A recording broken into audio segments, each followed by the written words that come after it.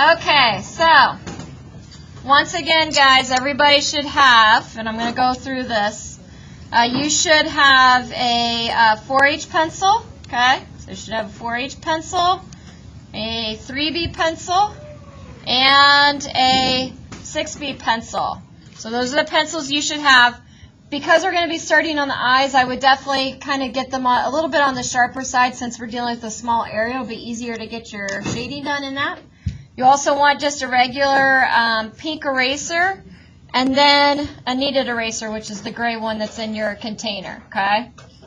First thing I'm going to do, I'm going to show you guys what the difference is between a regular eraser and a kneaded eraser is, okay? Actually, there's my little demo right there.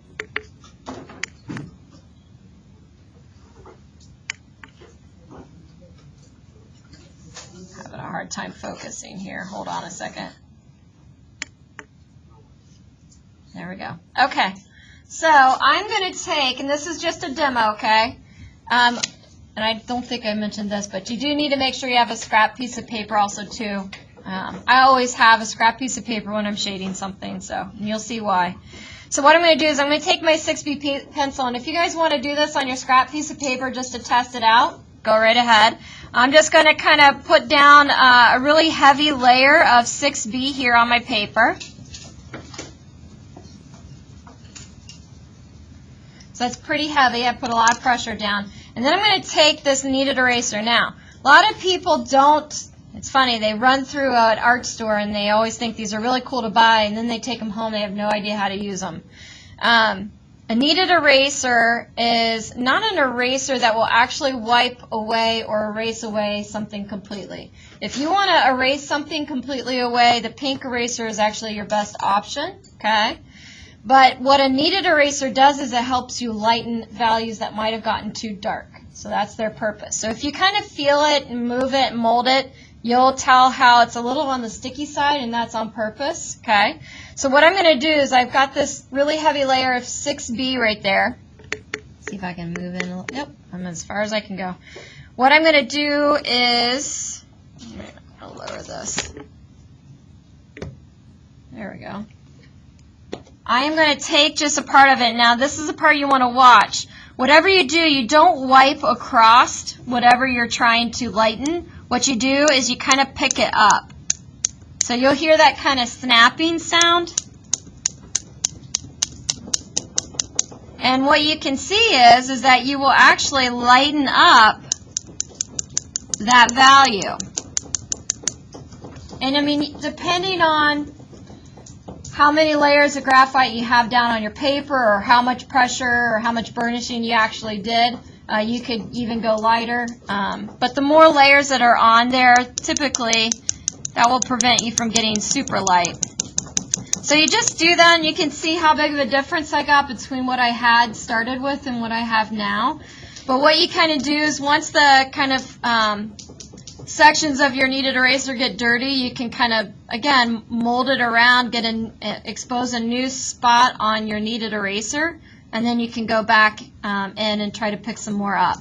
But the other thing that's nice about these is that because they're moldable, I've done this before where I'll take a kneaded eraser and I'll kind of pinch it so it's really thin, and I'll pull out highlights and stuff out of a drawing.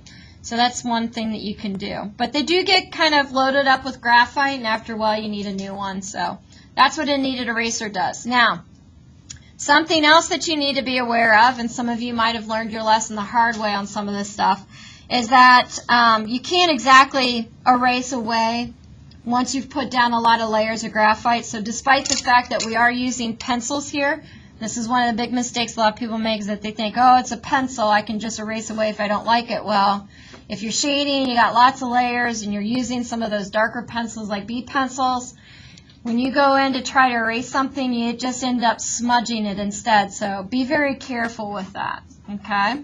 So you do want to be kind of on top of your game when you're shading, and you're only basically, kind of doing little fixes like lightening up here and there, not making huge changes to your drawing, okay? So the first thing I'm going to do, and I think I'm zoomed in as far as I can go. What I'm going to be doing in this demo is I'm just going to be working on one eye. When you guys do this, you should be working on both eyes at the same time, okay? I'm just going to work on one because then I can get through the demo a little bit faster.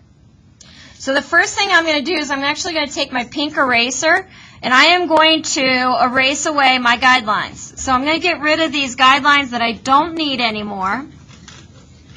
And if you guys recall, when I did my drawing, I made my lines really dark just so it would be easy to see. So you'll even see just how those lines are still going to be here. So you'll see what the negative is aside of keeping your lines dark. So erase those away. And then the next thing I'm going to do is I'm just going to kind of lay my pink eraser down, and I am going to go through and go ahead and go across this whole eye area to lighten up all my lines. You're going to still see your drawing. You don't want to erase it away, but you just want to be able to see sort of like a ghost image of your drawing. So I'm going to lighten that up quite a bit. And the reason for that is because I do not want my drawing to look like it's outlined, because if it does, then I'm going to look more like an illustration and not like a realistic portrait, which is what we're trying to go for. So, all right, so there's just enough there that I still know where everything is, and you can kind of see the difference between that and that. So, all right. So what I'm going to do, I'm going to actually start shading this from the inside out. So I'm going to start with the pupil, which is the black part of your eye. But before I even do that, I want to look in the mirror and see if I have any highlights. Okay, so if you guys look in the mirror, because your eyeball is wet, you're going to pick up a lot of reflective shapes. So if you look in there, you might see some really bright highlights that have defined shapes to them that are basically skewing part of the image. So I want to identify those first. And once I find them, I'm going to draw them in with my 4H pencil. And I'm going to draw them a little bit bigger than what they need to be, because I don't know about you guys, but I always end up kind of creeping in on these shapes. They end up being too small. So I'm going to go bigger and then hope that I end with the shape that's the appropriate size at the end. So I'm just going to look for those highlights.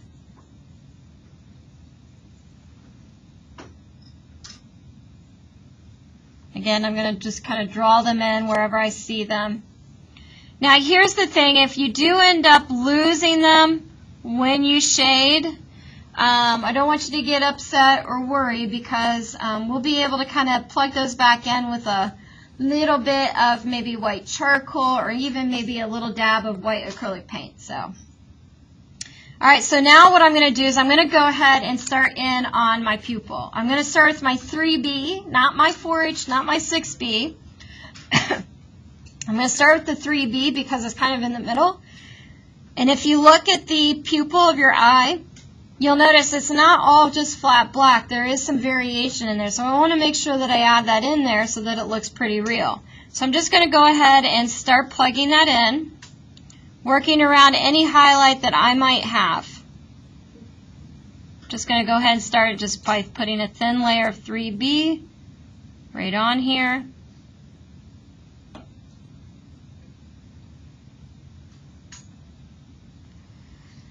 And then go in with my 6B when I'm ready to get it pretty dark in some of those areas. And again, I'm not going to just go in and make this black, just go ahead and fill it in black right from the beginning. I want to look for that variation. I want to find it. And remember, you should be working on both pupils at the same time. I'll only be working on one.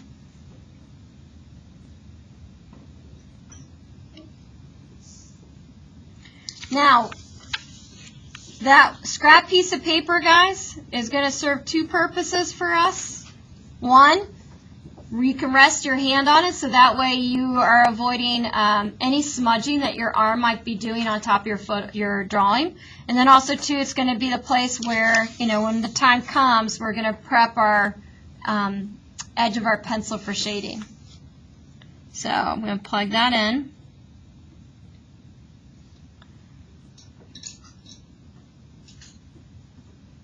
Okay. So the next step is then to move outward. So I'm going to now start on the iris of our eye. Now if you look at your iris, one of the things we need to talk about is tonal value.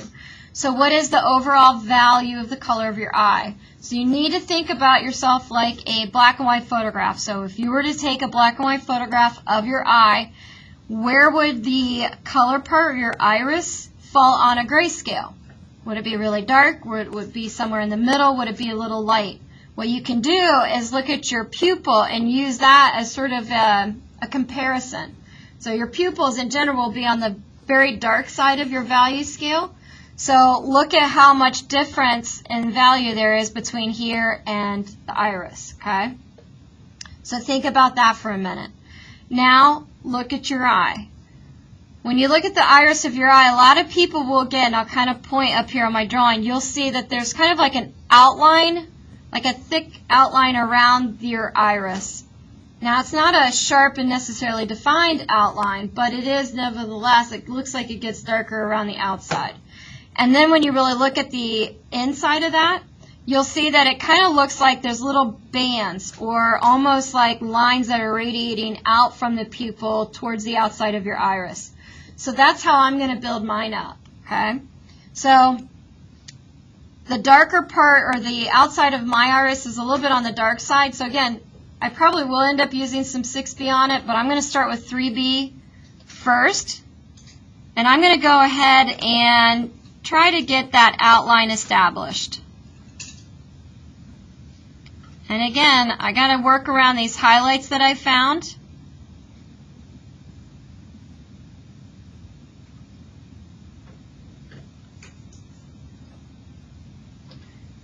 And you want to kind of look at how thick this is.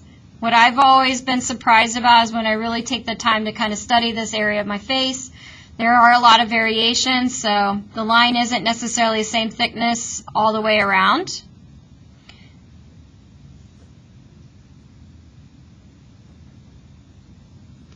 kind of just start with that. And then now what I'm going to do is I'm going to start filling in the inside. Now my color part of my iris is a little bit sort of on the light to medium side, so because of that, I'm going to start with my 4H first. Now, if your eye color registers a little bit darker, you may want to start with the 3B instead. But what I'm going to do, I'm going to kind of work on sort of establishing that, that look of those bands coming out from the iris. So I'm going to literally kind of just draw these lines radiating from the pupil towards the outside of my iris.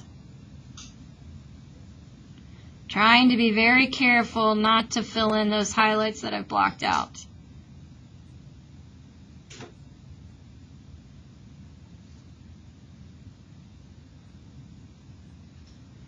And then I'm just going to keep using that 4H pencil that I have until I feel like it's not doing anything for my drawing.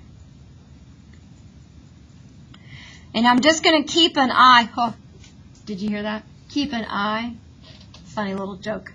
Ironic, huh? Nobody's getting it. Never mind. I'm going to keep an eye out for my value here to make sure, one, that I'm not getting too dark. And I'm going to constantly be comparing and contrasting it maybe to that outline that I have or even the pupil.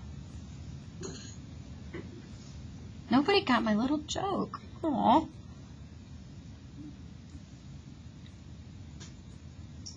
And again, there's a lot of variation in the iris of your eye. You know, the color isn't necessarily all nice and even. You know, it's kind of distributed a little differently. You know, if you have brown eyes, you probably have some yellow tones, orange tones, warm brown tones. And those colors would all register a little bit differently on a value scale.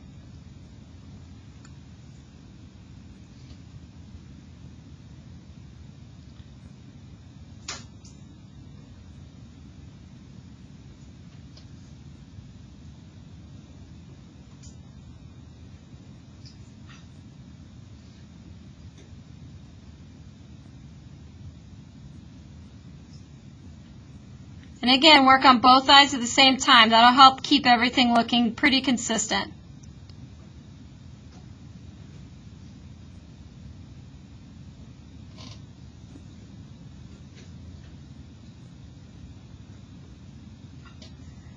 And I'm even too going to use those highlights to help me figure out just how dark or how light I need to go. Because the darker everything else around it gets, the brighter those highlights will look. So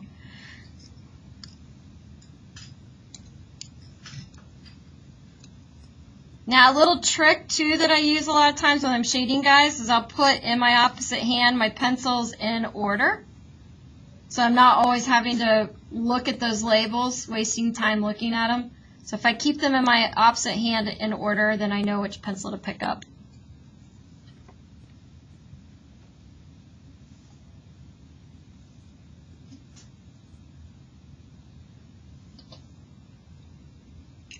Just gotta make sure you put them back in the right spot.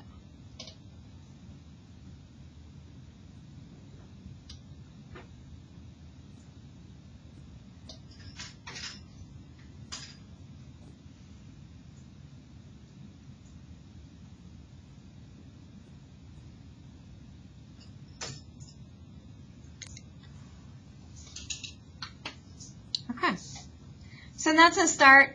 Not necessarily where I'm going to finish. I'll probably go back and tweak things.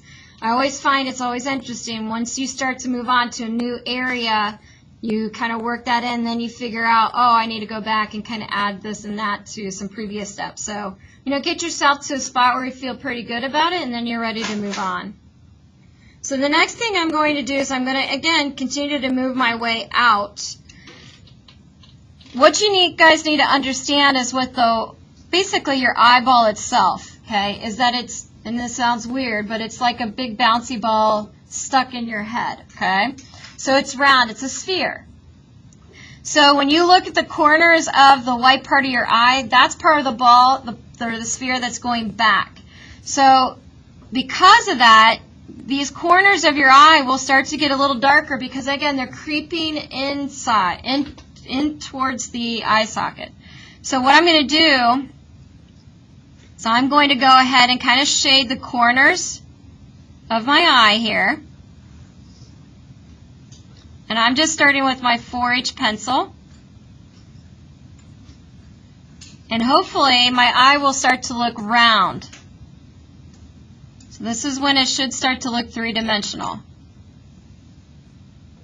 This is a part that a lot of people ignore because they just think, oh, it's the white of my eye. I don't need to do anything because it's white. No. That's the color. That's not the value of it. Okay? And I'm going to do the same thing here on the other side. Now, again, I've got a highlight here that goes across my iris and the white of my eye. And I can see it pretty good, so that means this part of my white of my eye is going to get pretty dark.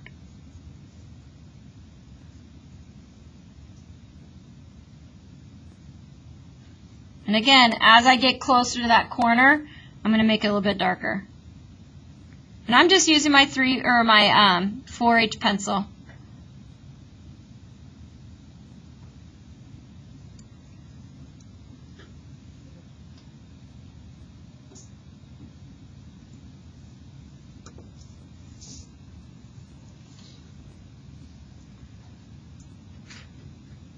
Okay, so now I'm going to go and deal with the tear duct. The tear duct is a really kind of weird little spot on your eye. There's a couple layers of skin in there. So again, this is another area that's kind of tucked and kind of protected by your eyelids, so it's almost like it's got roof line around it, so it can get pretty dark in there. So I'm going to go ahead and start plugging that in. I'm going to start with my 3B pencil. Because I just worked on with 4H over here, so if I do 4H over here, I'm probably going to lose it a little bit. So I'm going to go ahead and start with my 3B. And we have a couple little, and everybody's different. I have a couple sections in my tear duct, so I want to get those sections established first.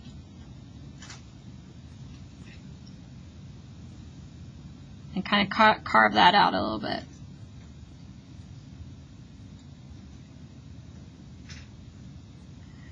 The corner of my eye gets fairly dark because, again, it's tucked in there. It's getting shaded by my eyelids.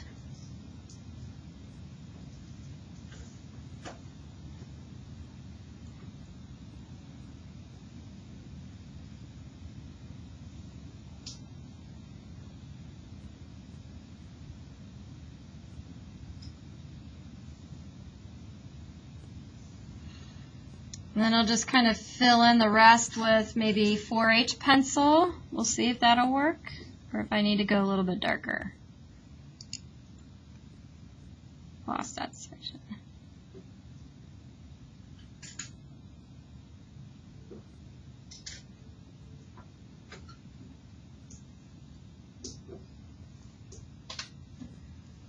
So there's the tear duct.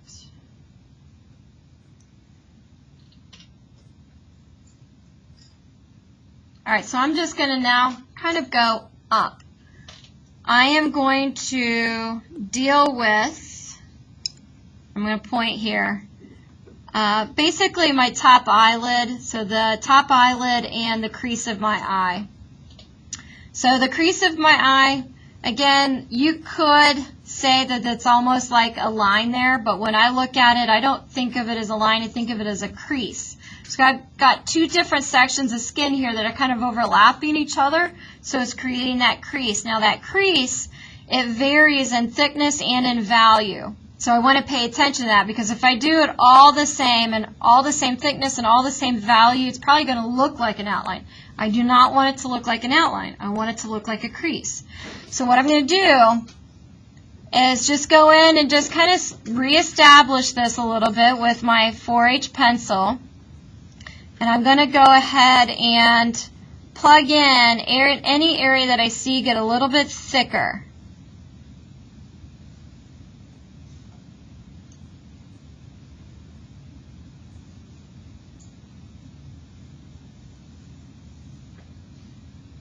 So I'm just going in with my 4H pencil right now.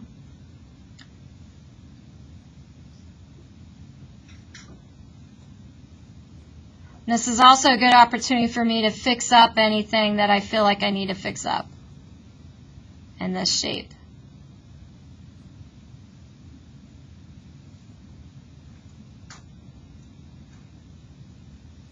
So I just did that with my 4H. Now I'm going to go in with my 3B and get the parts that need to be darker. And hopefully it'll start to look three-dimensional.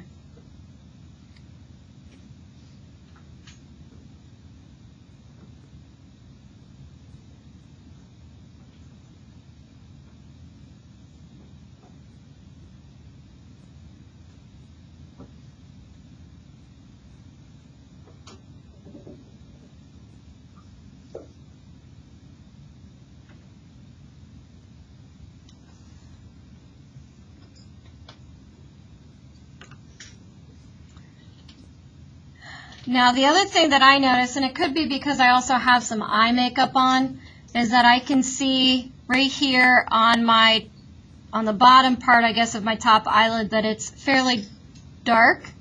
So I'm going to go ahead and kind of define that a little bit more, because if I start shading this section, I might lose that. So I'm going to go ahead and plug that in. A lot of it is too, and even for those of you that aren't wearing any eye makeup, you'll see this edge kind of darker anyways, because also that's where your eyelashes are coming out of, and your eyelashes are creating a lot of shadows on that area. So you can go ahead and kind of darken this up. Just for those of you that have eye makeup, you might be making it a little bit thicker. I wouldn't quite do that yet until we get to the eyelashes.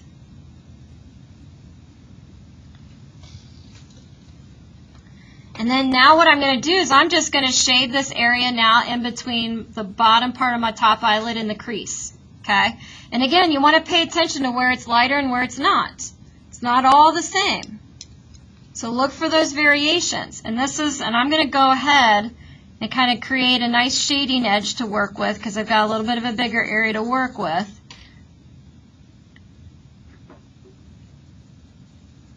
And I'm just going to focus on this little area between my crease and my top eyelid.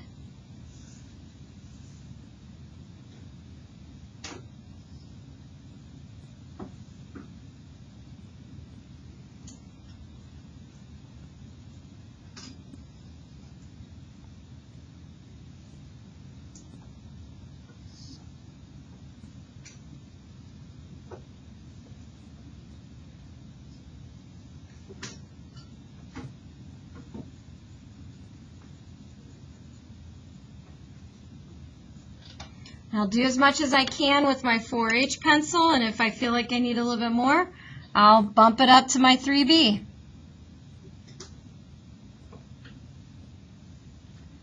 And hopefully you guys are starting to see some dimension happen.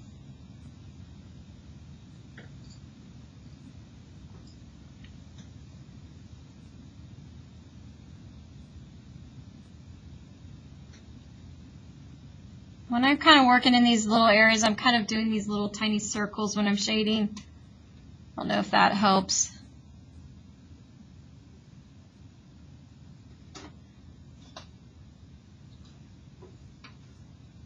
Does anybody know what time this bell is? 55? Okay. And then what I'm going to do is just keep going up. Okay, so I'm going to now start to work in the area from my crease up to my eyebrow. Now we'll deal with our eyebrow probably later. But again, I want to look for all these little pockets. I'm looking at identifying the shape that these values are making. So again, these shadows and values are creating these shapes because it's your face. So your face is what's making these shapes. So if you ignore those shapes, you're going to get, you know, somebody different. So be careful.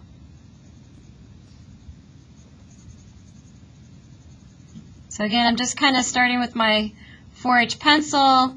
I'm just kind of doing these kind of like little circles, what I refer to as my Karate Kid wax on, wax off move.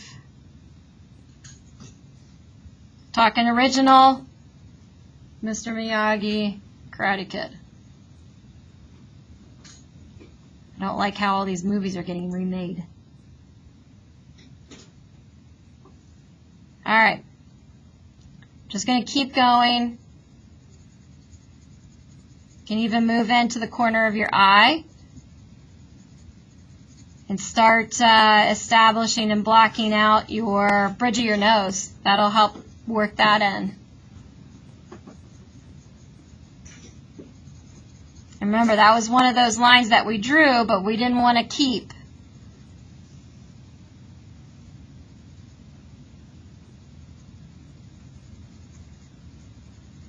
And just take your time, build it up slowly.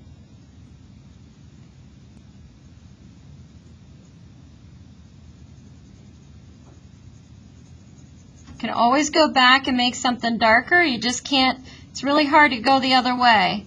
So the kneaded eraser does help with that. It's not going to solve all your problems, so just be careful.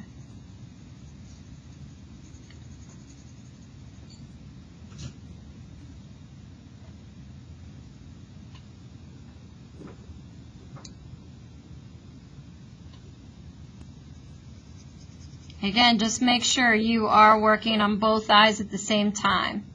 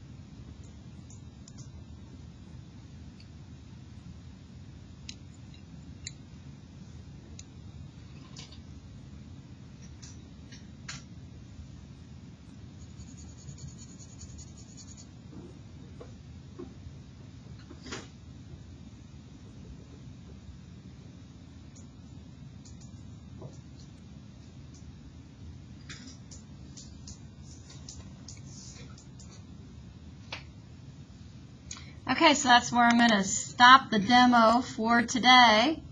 We will move on to the rest of the eye, like the area below the eye and the eyebrows, and then of course we have eyelashes also too. That'll be next.